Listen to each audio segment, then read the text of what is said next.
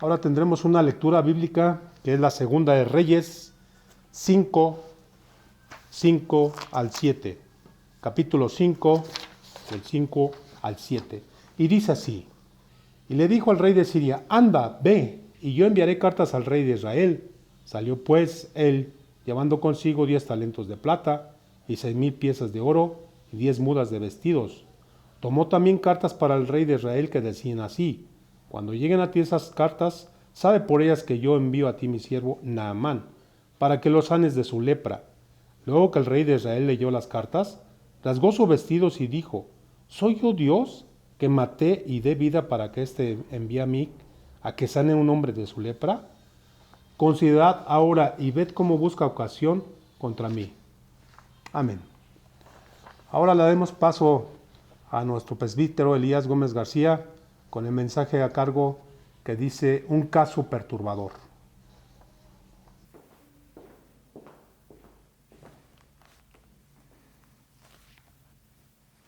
Muy buenos días, tengan cada uno de ustedes. Agradecemos al Señor este tiempo que nos permite para buscar su rostro y poder también encontrar en Él la palabra que necesitamos para nuestras vidas.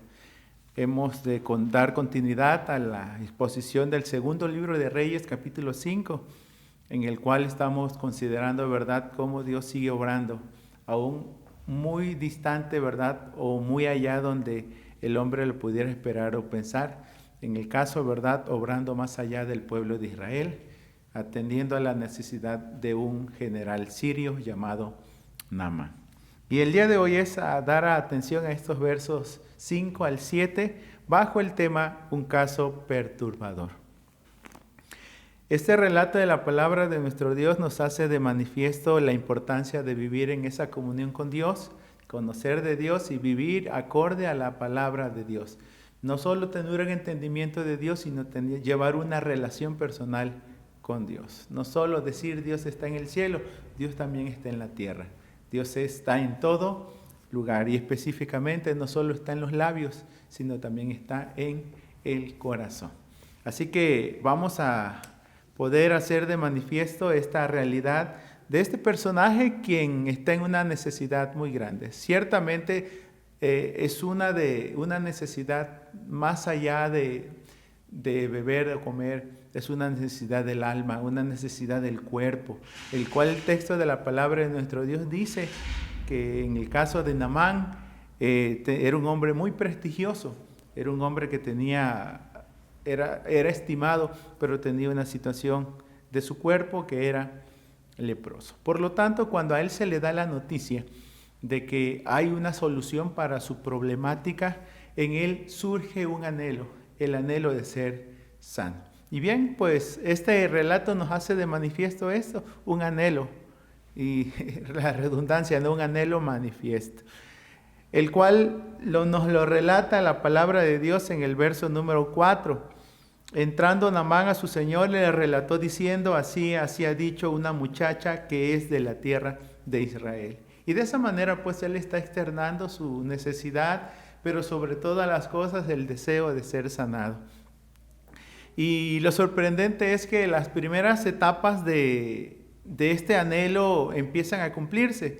El que el rey sirio Ben-Hadad concediera esta inusual petición porque irían a una nación ahora sí que israelita, lo cual ellos estaban en pugna, regularmente ellos vivían en guerra. Pero esta realidad, lo que el texto dice en el verso número 5, el que le haya concedido esta petición, y le dijo el rey de Siria: anda, ve, y yo enviaré cartas al rey de Israel. Esto habla de la medida de respeto que le tenía Naamán, que se le tenía a Naamán de parte del rey de Siria. Sabemos bien que era varón grande delante de su Señor, lo tenía en alta estima porque por medio de él había dado Jehová salvación a Siria. Era este hombre valeroso, dice la Biblia, en extremo, pero leproso. Ahora, había una prosperidad social, había un renombre en la vida de este, pero también había prosperidad económica, porque el texto dice que los regalos que Naamán toma en lo cual el verso 5 dice la segunda parte: salió pues él llevando consigo 10 talentos de plata, 6,000 piezas de oro, 10 mudas de vestido. Como tal, no había una moneda comercial, pero los metales y las prendas, como eran mudas de vestido, eran sinónimo de riqueza y de prosperidad económica. En la palabra de nuestro Dios nos hace de manifiesto pues que en la medida de la riqueza de Naamán, así como también existía esa gran necesidad personal de ser sanado de su lepra. Tomó también cartas para el rey de Israel, dice que decían así: cuando lleguen a ti estas cartas, sabe por ella que yo envío a mi siervo, a ti mi siervo Naamán, para que lo sanes de su lepra. Bien, y aquí es donde empiezan las situaciones no muy alentadoras para la vida de Naamán. Su anhelo está allí, él desea ser sanado, pero cuando se trata de llegar a Israel, su anhelo se da como algo no resuelto, como algo no concedido, un deseo no concedido. Este relato de la palabra de nuestro Dios es claro, ¿verdad? Porque el anhelo que había era que en Israel se sanara a Naamán. Por lo que a la luz de este relato se nos hace de manifiesto que existían expectativas demasiado elevadas. ¿Sí?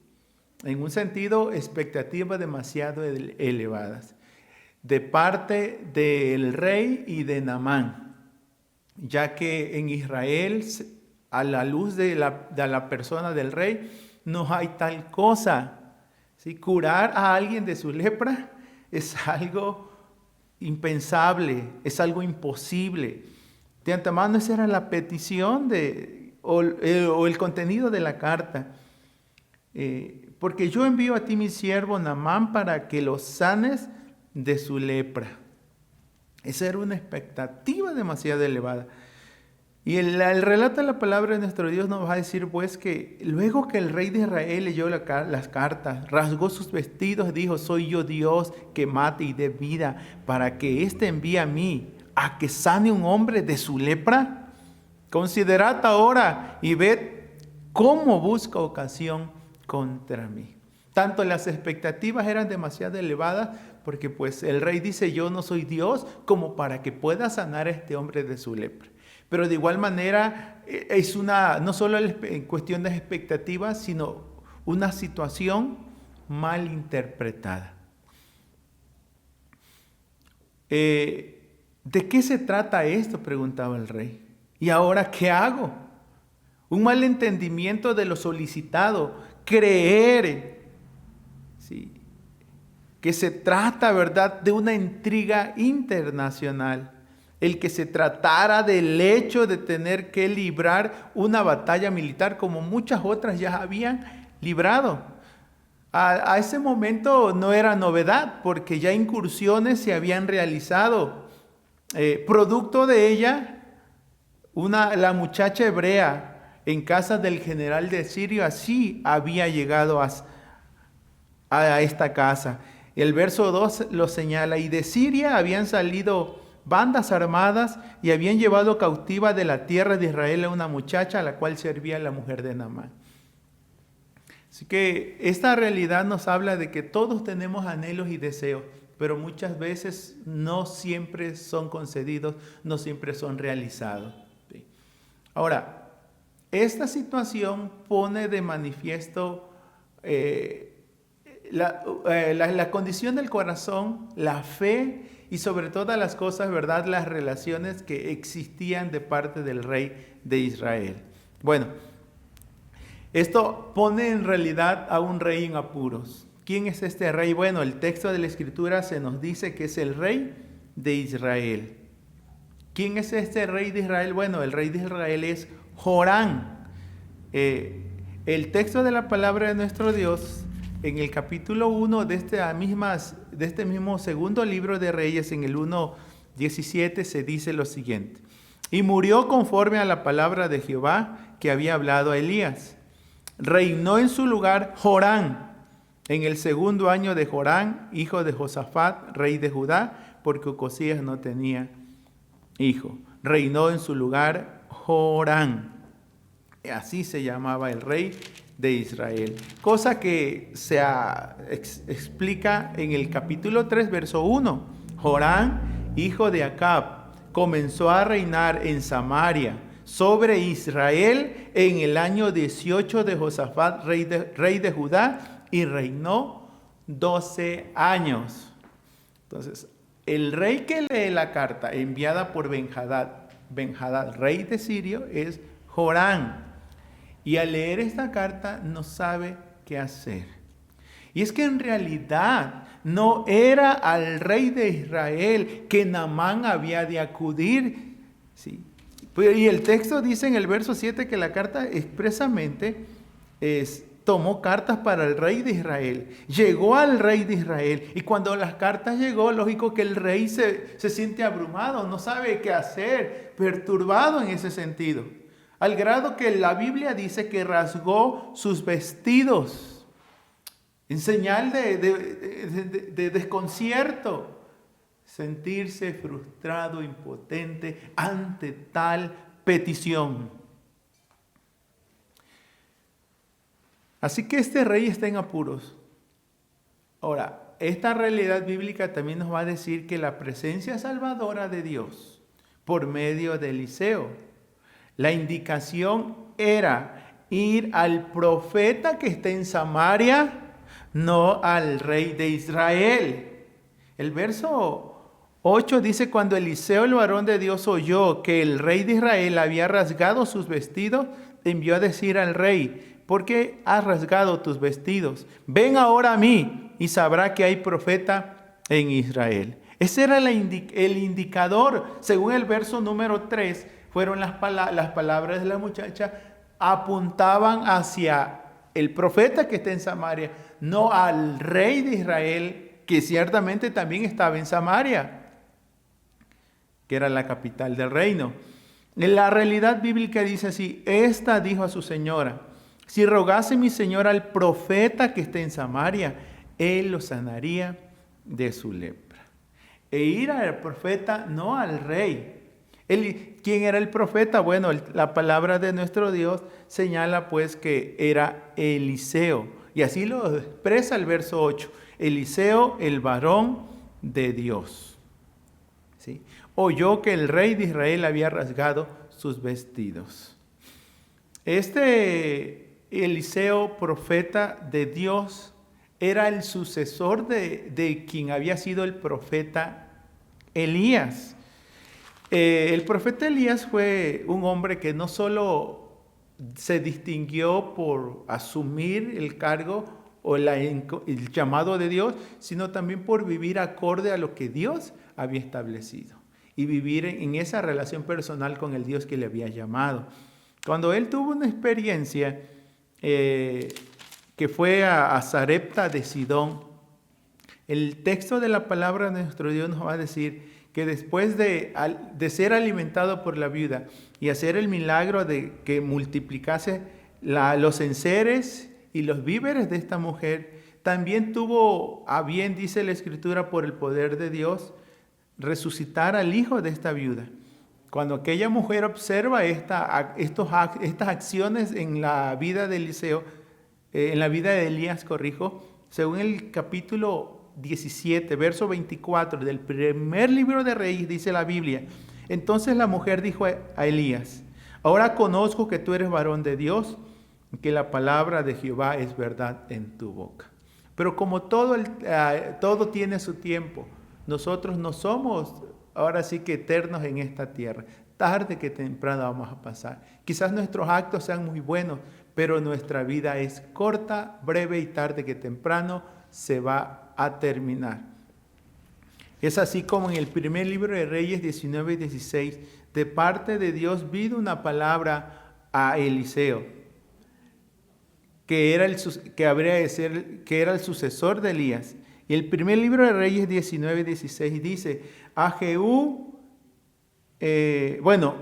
verso 15, y le dijo Jehová: ve, vuélvete por tu camino por el desierto de Damasco, y llegarás y ungirás a Hazael por rey de Siria. A Jehú Joninsi ungirás por rey sobre Israel, y a Eliseo, hijo de Safat, de Abel Meola, ungirás para que sea profeta en tu lugar. Lo ungirás para que sea profeta en tu lugar. Y es aquí donde el mismo Dios establece el tiempo que Elías habría de realizar su ministerio, pero tenía que poner su manto, tenía que hacer un llamado a Eliseo para que tomase su lugar, lo cual se realizó ya en el segundo libro de Reyes, capítulo número 2, donde la Escritura señala pues que él fue y llamó a Eliseo para que quedase en su lugar. Esa realidad de la palabra de nuestro Dios entonces nos pone de manifiesto que no siempre han de triunfar los fuertes, ¿verdad? Ni es de la teta de ganar, dice por allí, lo dice el himno, un himno cristiano. Esa realidad de la palabra de nuestro Dios nos habla de la importancia de ver estas distinciones. Un rey que en realidad está desconcertado sin saber qué hacer, y vamos a poder abordar este verso número 8 acerca de un varón de Dios que está confiado en lo que Dios puede hacer y con esa seguridad va a obrar y va a actuar.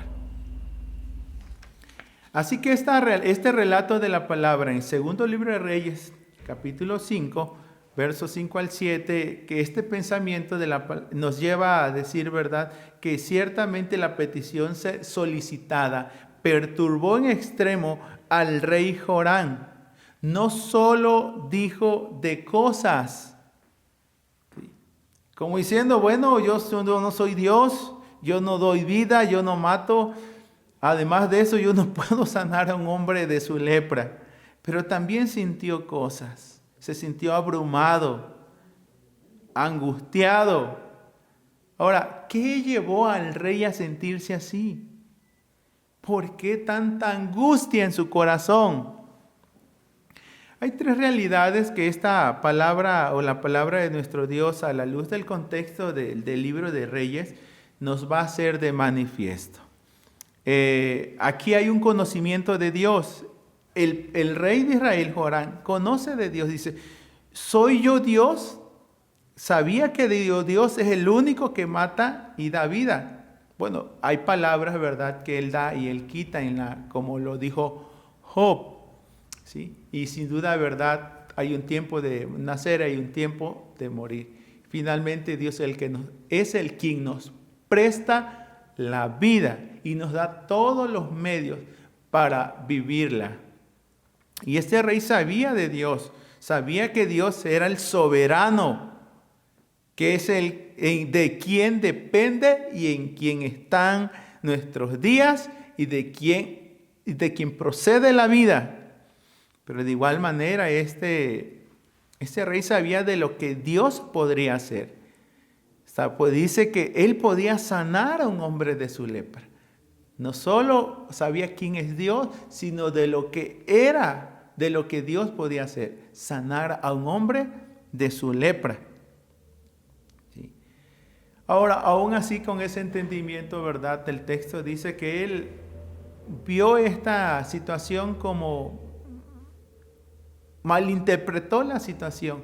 Un mal entendimiento en el aspecto de que él lo entendió como que lo estaban provocando a la guerra. Y en realidad, a la luz del texto, Naamán y las cartas que él llevaba del rey Ben-Hadad no tenían ese sentir. Naamán estaba allí por ese anhelo que tenía de ser sanado de su lepra. Pero el rey lo malinterpretó. Ahora, esto es manifiesto porque a la experiencia de este personaje o de este rey, que él ve este caso lo perturba tanto que en realidad no sabe qué hacer y simplemente dice, esto se debe a lo que él pensó, que no era tal y cual él lo creía.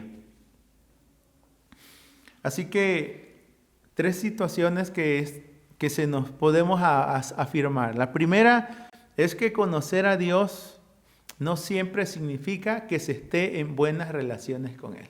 Podemos conocer a Dios, pero no siempre estar en buenas relaciones para con Él. Y es el caso de este rey. Conoce a Dios, sabe de Dios, pero no está en buenas relaciones para con Él. Hay un señalamiento en cuanto a la manera como este hombre vivía. El capítulo 3, versos 2 y 3, se dice lo siguiente: e hizo lo malo ante los ojos de Jehová, aunque no como su padre y su madre, porque quitó las estatuas de Baal que su padre había hecho, pero se entregó a los pecados de Jeroboam, hijo de Nabat, e hizo pecar a Israel, y no se apartó de ellos. Es decir, no se apartó de sus pecados. Conocía de Dios, pero no vivía en el temor de Dios. Así lo expresa la palabra de nuestro Dios. Ahora sí que conocer de Dios tampoco es sinónimo de que se va a actuar acorde a la palabra de Él. Y en el caso de este rey dice, conocía de Dios, pero actuaba sin consultarlo a Él. En este mismo capítulo 3 del segundo libro de Reyes, cuando va a la batalla con otro rey, el rey de Judá, que es Josafat, Josafat hace de manifiesto esta inquietud. Mas Josafat dijo, no hay aquí un profeta de Jehová para que consultemos a Jehová por medio de él. Y uno de los siervos del rey de Israel respondió y dijo, aquí está Eliseo, hijo de Safat, que servía a Elías. Aquí está el profeta de Dios, por el cual podemos consultar la palabra de Jehová. Es decir, conocer de Dios, pero no consultarle en la vida. No vivir en una dependencia de Él. Sí.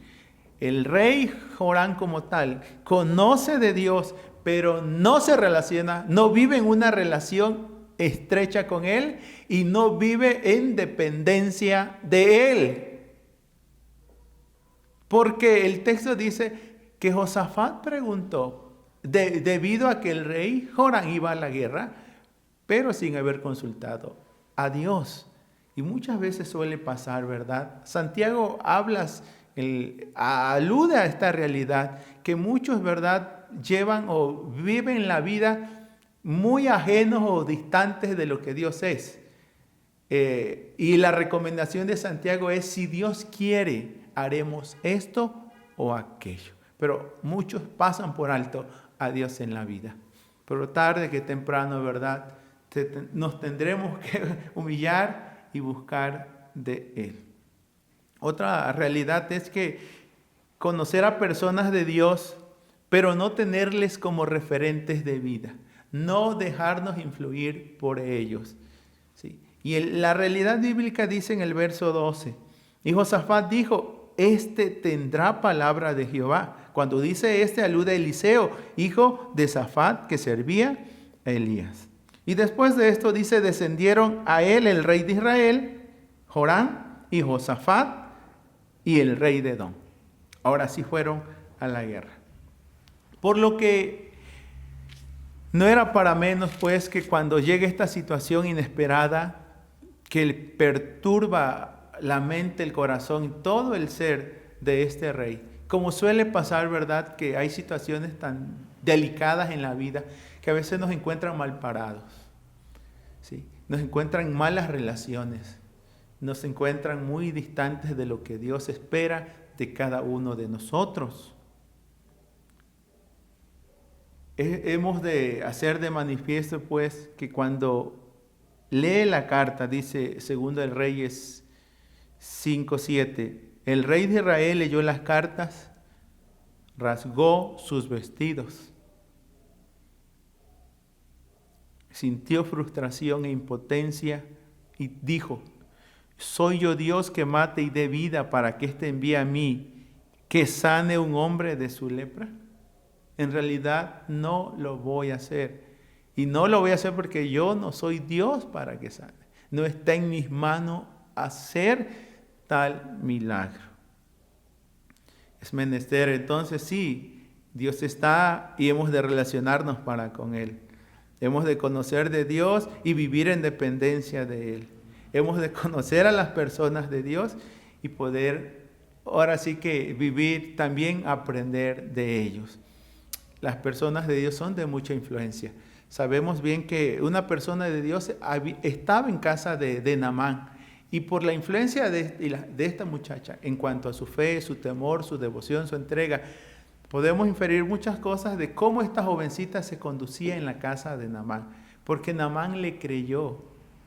Le creyó la esposa de Naamán cuando ella le dijo, si mi amo fuese, dice, tal literalmente, textualmente la Biblia así dice, si mi amo rogase al profeta que está en Samaria, él lo sanaría de su lepra. Cuán importante a veces escuchar una palabra de Dios, un mensaje de Dios.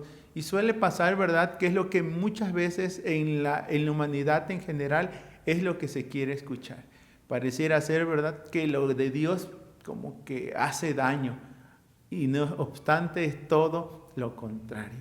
A través de la palabra y el mensaje podemos conocer de Dios. Por eso la importancia, ¿verdad?, de seguir compartiendo el mensaje, aun cuando hayan muchos que lo rechacen.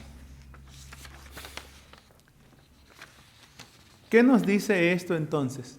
Que hay situaciones de vida que evidenciarán situaciones de nuestra propia vida, ¿sí? Situaciones en la vida que harán de manifiesto o sacarán a relucir situaciones en nuestras propias vidas. Sabemos que la lepra que había en Naamán lo lleva a humillarse, en un sentido humillarse, porque tiene que ir a solicitar algo a Israel cuando eran enemigos. Y allí él tiene que buscar y pedir un favor al enemigo. No solo esto, ¿sí? Les hace tener que depender de las palabras de una sirvienta en un sentido, de alguien tan sencilla y humilde. Pero la realidad es que él sí deseaba ser sanado. Por lo que es importante, pues, el que cada uno de nosotros también analicemos nuestras vidas. Cuando el rey claramente sintió que en él no habían los recursos, él no estaba en la condición, no dependía de él la sanidad de Naamán. Esta realidad entonces conlleva a que ¿en qué condiciones estaba o vivía el rey? Como ya hemos señalado, ¿verdad? Conocía de Dios, pero no se relacionaba, no vivía en una relación estrecha con Dios. Conocía de Dios, pero no confiaba en Él. Y sabía de las personas de Dios, pero no las escuchaba.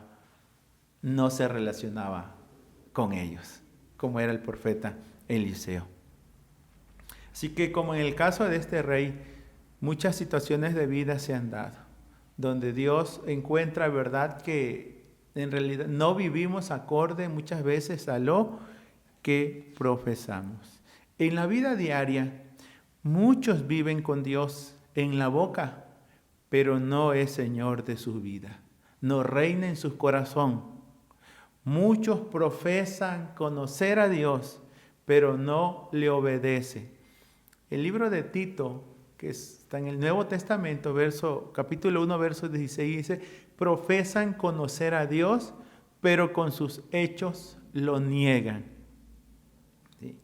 Entonces, es necesario dar atención a nuestra condición espiritual actual, a las relaciones humanas y a nuestra condición moral. ¿Sí? A veces es necesario hacer un estudio, un examen de la vida misma, porque vendrán situaciones que nos van a superar, o situaciones de enfermedad, ¿sí? O situaciones económicas, matrimoniales, relacionales, y muchas veces, ¿verdad?, no tenemos la confianza, no estamos en buenas relaciones, y llega al grado, ¿verdad?, que en lugar de pedir del auxilio de Dios, buscamos en muchas cosas. Buscamos en todo menos en Dios. Hacemos de todo menos lo que Dios dice o establece. Hay una realidad donde dos personajes de la palabra de nuestro Dios tuvieron que examinar la condición de su corazón. Al saber de Dios, ellos, como es el Salmo 139, donde claramente la Biblia habla y David expresa lo siguiente. En cuanto a que no hay nada oculto entre los ojos del Señor. Oh Jehová, tú me has examinado y conocido. Tú has conocido mi sentarme y mi levantarme. Has entendido desde lejos mis pensamientos. Has escudriñado mi andar y mi reposo. Todos mis caminos te son conocidos, pues aún no está la palabra en mi lengua. Y aquí, oh Jehová, tú la sabes toda. Detrás y delante me rodeaste, sobre mí pusiste tu mano. Tal conocimiento es demasiado maravilloso para mí, alto es, no lo puedo comprender.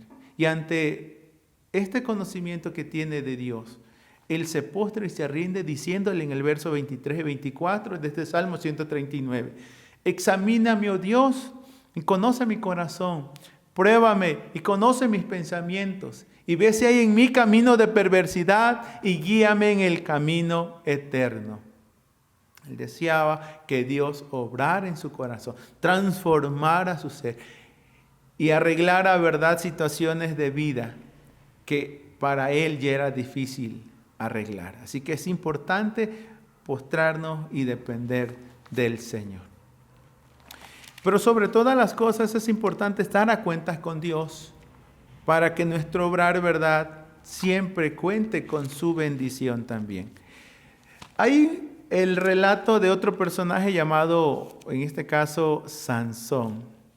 En el libro de Jueces, capítulo 16, verso 18 al 22, se nos narra cómo Sansón fue reducido por la estimación y el amor que sentía por una mujer llamada Dalila, la cual simplemente se valió de sus encantos para seducir a este varón a tal grado de hacerle caer y hacerlo prácticamente en el sentido imposibilitarlo para poder defenderse.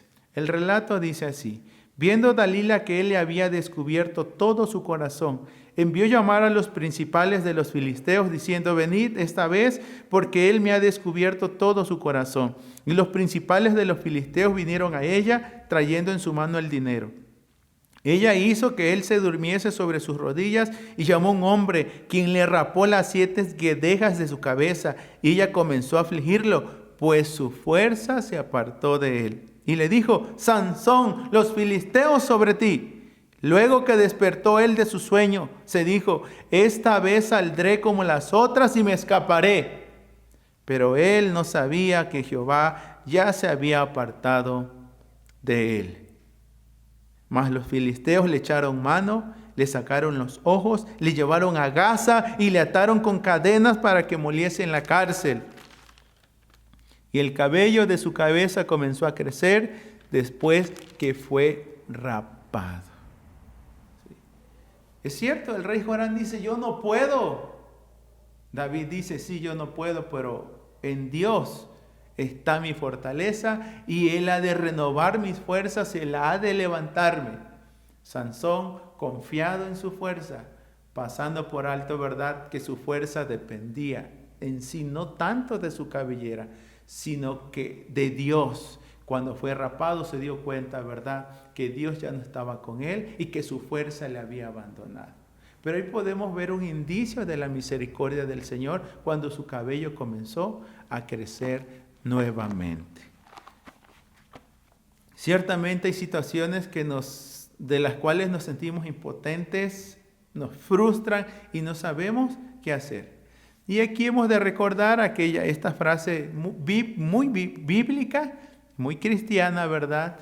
Hay imposibles para el hombre, mas no para Dios. Hay imposibles para el hombre, mas no para Dios. Ciertamente el rey Joram no supo qué hacer, pues aunque vivía entre el pueblo de Dios, había sido puesto para dirigir al pueblo de Dios, hubo realidades que dejó de percibir. La principal, Dios estaba allí, pero él no caminaba con él, no se comunicaba con él, ni le buscaba. Ciertamente hay situaciones que nos limitan. Y ciertamente no hay como nuestro Dios que pueda hacer las cosas que ahora sí que Él, como Dios, solamente puede hacer. En situación a los reyes, en cuanto a reyes, el libro de Daniel, capítulo número 6, narra la historia de Daniel en el foso de los leones. Y en este relato bíblico se nos dice que el rey en su anhelo, él era soberano. En este caso el texto va a hablar del rey Darío, pero hubo situaciones que le ataron de manos, que le limitaron, que no les permitieron ejercer su gobierno como él anhelaba. Cuando el rey oyó, este es el rey Darío, el asunto, le pesó en gran manera y resolvió librar a Daniel. Y hasta la puesta del sol trabajó para librarle. Pero aquellos hombres rodearon al rey y le dijeron: sepas, oh rey, que es la ley de Media y de Persia, que ningún edicto u ordenanza que el rey confirme puede ser abrogado. Atado por la misma ley para obrar libremente y ayudar a Daniel, a quien le consideraba y le estimaba. El rey de Siria también estimaba mucho a Naamán, pero no le podía ayudar en cuestiones de su enfermedad. Y aquí el rey estimaba a Daniel, pero no pudo librarlo del foso de los leones. Pero la realidad es esta: el rey no le pudo librar, pero Dios sí. Entonces el texto dice que el rey se levantó muy de mañana y fue apresuradamente al foso de los leones. Y acercándose al foso, llamó a voces a Daniel con voz triste y le dijo a Daniel: siervo del Dios viviente, el Dios tuyo, a quien tú continuamente sirves, ¿te ha podido librar de los leones? Entonces Daniel respondió: oh rey, vive para siempre. Mi Dios envió su ángel, el cual cerró la boca de los leones para que no me hiciese daño, porque ante él fui hallado inocente, y aún delante de ti, oh rey, yo no he hecho nada malo. Mi Dios envió su ángel, el cual cerró la boca de los leones para que no me hiciesen daño. Hay situaciones que limitan al hombre, pero no limitan a Dios. Hay gente que anhela hacer mucho por otros, pero hay situaciones que no están en las manos del hombre, están en las manos de Dios. Y tenemos que confiar en Él. El rey Joram no sabía: yo no soy Dios para que mate o dé vida y sane a este hombre de su lepra. Pero aún así no dijo: vamos a consultar a Dios, vamos a buscar de Dios. Hay gente que sabe de Dios, pero vive como si Dios no existiera. Le ignoran y le hacen a un lado. Claramente el libro de Deuteronomio 32-39 nos hace de manifiesto que ciertamente todo está en manos del Señor. Y la Biblia así lo expresa.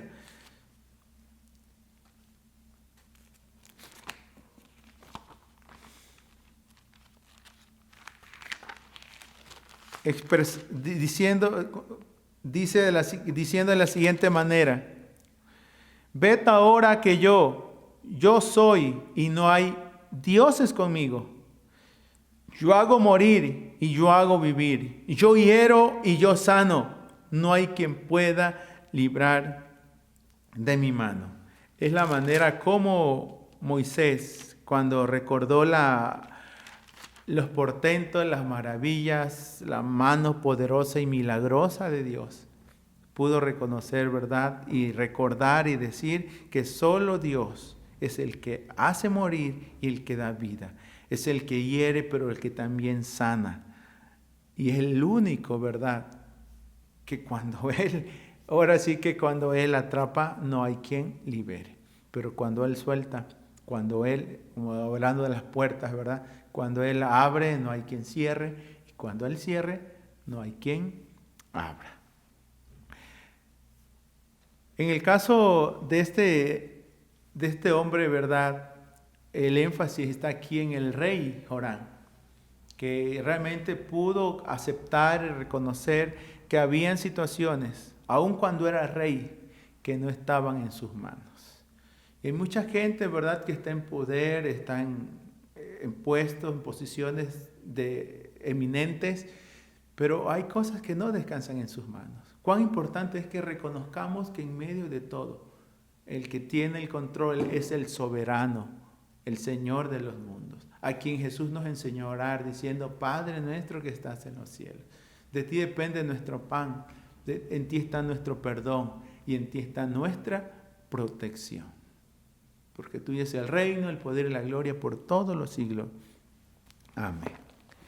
Y bien, afirmando pues que hay cosas que el hombre, ¿verdad?, está limitado, pero Dios no está limitado. Y para ello quiero hacer mención del evangelista Marcos, capítulo número 5. Y le invito a que usted también pueda tomar en cuenta este relato. Marcos 5, del 1 al 43, se nos narra 3 situaciones sumamente difíciles, podríamos decir imposibles. Un endemoniado de Gadara, una mujer enferma por 12 años con flujo de sangre que los médicos no habían podido hacer nada por ella, y una jovencita que gravemente enferma y que finalmente perdió la vida. En el caso de Joram, tenía que tratar con la lepra de Eliseo, y de lo cual dijo: no está en mis manos, yo no puedo sanarlo porque no soy Dios. Y allí se frustraron los deseos, los anhelos, los sueños de Naamán. Y era cierto, porque no estaba en las manos del rey de Israel. Y aunque ciertamente Eliseo haría la obra de Dios, porque era el instrumento de Dios, sabemos que no fue Eliseo que lo sanó, fue Dios que lo sanó. Y en el caso de Jesús, no solo encaró una situación difícil como en el caso de la lepra de Naamán, sino 3 a la vez. En este relato de Marcos se nos habla acerca que Jesús sanó al endemoniado gadareno. Esta realidad bíblica dice que cuando él salió de la barca, enseguida vino a su encuentro de los sepulcros un hombre con un espíritu inmundo, que tenía su morada en los sepulcros. Nadie podía atarle ni aun con cadenas, porque muchas veces había sido atado con grillos y cadenas, mas las cadenas habían sido hechas pedazos por él, desmeduzados los grillos, y nadie le podía dominar. Y siempre de día y de noche andaba dando voces en los montes, en los sepulcros, e hiriéndose con piedras. Pero cuando viene al encuentro con Jesús, Jesús le libera, dice el verso 15, vienen a Jesús y ven al que había sido atormentado del demonio y que había tenido la legión sentado, vestido en su juicio cabal, y tuvieron miedo. Verso 19, él quiere ir con Jesús, mas Jesús no se lo permitió, sino que le dijo: vete a tu casa, a los tuyos, y cuéntales cuán grandes cosas el Señor ha hecho contigo y cómo ha tenido de ti misericordia. Cómo ha tenido misericordia de ti. Ahí está la realidad de la palabra de nuestro Dios. Sí, hay imposibles para el hombre, pero no para con Dios. A la mujer con flujo de sangre, el relato de la Biblia nos dice así: pero una mujer que desde hacía 12 años padecía de flujo de sangre, y había sufrido mucho de muchos médicos y gastado todo lo que tenía, y nada le había aprovechado, antes le iba peor. Cuando oyó hablar de Jesús, vino por detrás de la multitud y tocó su manto, porque decía: si tocare tan solo su manto, seré salva. Y la Biblia dice: y enseguida la fuente de su sangre se secó, sintió que en el cuerpo que estaba sana de aquel azote. Y le dijo Jesús: hija, tu fe te ha hecho salva, ve en paz y queda sana de tu azote. Un hombre que no lo pueden atar, lo que le pongan lo rompe, no lo pueden dominar, no pueden con él, ni él con él mismo tampoco. Una mujer, 12 años, padece flujo de sangre, muchos médicos, ha gastado todo lo que tenía y nada le ha aprovechado, antes le va peor. Está la hija de Jairo. Este personaje dice en el verso 22 y 23, vino uno de los principales de la sinagoga llamado Jairo, luego que le vio se postró a sus pies y le rogaba mucho diciendo, mi hija está agonizando, ven y pon las manos sobre ella para que sea salva y vivirá. Nos dice el verso 27, la palabra de nuestro Dios en el verso 29, que esta 39, y entrando les dijo, ¿por qué alborotáis y lloráis? La niña no está muerta, sino duerme. Se burlaban de él. Mas él, echando fuera a todos, tomó al padre y a la madre de la niña y a los que estaban con él, y entrando donde estaba la niña, y tomando la mano de la niña le dijo, Talita cumi, que traducido es, niña, a ti te digo, levántate. Luego la niña se levantó y andaba, pues tenía 12 años, y se espantaron grandemente. Pero él mandó mucho que nadie lo supiese y dijo que se le diese de comer. Ciertamente hay situaciones que nos superan, que nos sobrepasan. Y es tiempo de poder confiar en Dios, buscar de Dios, comunicarnos con Dios. Y estar dispuesto a caminar con Dios en una relación estrecha y plena con Él. Hoy, a la luz de este relato de la palabra de nuestro Dios, se hace de manifiesto, ¿verdad?, que ciertamente hay limitaciones humanas, pero no divinas. Dios sabe obrar en la situación más adversa, difícil que pudiera existir en la vida. Ciertamente hay situaciones que nos perturban y que no hayamos qué hacer, como pasó con este rey de Israel, Jorán. Pero allí se hizo de manifiesto, ¿verdad?, que no estaba en él, sino del Dios de quien él debería de depender. A la luz de Marcos 5, también la palabra de nuestro Dios se nos hizo de manifiesto la importancia de confiar que Dios hoy nos ha hablado y se ha mostrado a través de Jesús, a quien hemos de acudir. A Dios no le hemos visto, solo el Hijo unigénito, el Señor Jesucristo, le ha dado a conocer. Y la Biblia dice, ¿verdad?, que todo aquel que creyere en el nombre de Jesús será salvo.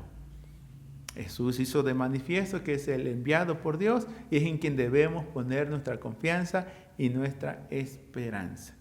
Vengamos al Señor Jesucristo y digámosle, Señor, sé mi Señor y sé mi Salvador. Porque la Biblia dice que si confiesas con tu boca que Jesús es el Señor y crees en tu corazón que Dios le levantó de los muertos, serás salvo. ¿Hay situaciones que te perturban? Bueno, es tiempo de venir y ponerse en las manos de Dios y creer en el quien Dios ha enviado, en su Hijo Jesucristo. Amén.